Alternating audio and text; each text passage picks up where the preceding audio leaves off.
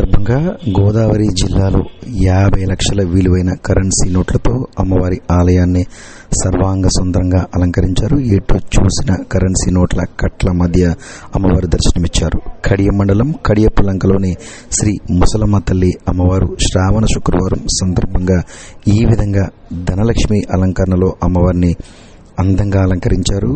గత 7 ఏళ్లుగా ప్రతి శ్రావణ శుక్రవారం ఈ విధంగా అలంకరిస్తున్నట్లు ఆలయ కమిటీ సభ్యులు, ఆలయ సేవకులు తెలియజేశారు. ఈ సందర్భంగా దాదాపు ధనలక్ష్మి అలంకరణలో దర్శనమిస్తున్న శ్రీ అమ్మవారిని దర్శించేందుకు భక్తులు పెద్ద ఎత్తున చేరుకున్నారు. ఆలయ ప్రాంగణం, ఆలయ ఎంట్రీ ఇలా దాదాపు ప్రాంతమంతా అనేక నోట్ల అలంకరణతో సర్వాంగ సుందరంగా అలంకరించబడింది. గణపతి రూపం ఇలా దైవతామూర్తుల రూపంతో పాటు అమ్మవారి మూల విరాట్ ప్రాంగణమంతా నోట్ల కట్టతో ఆకట్టుకుంటున్నాయి.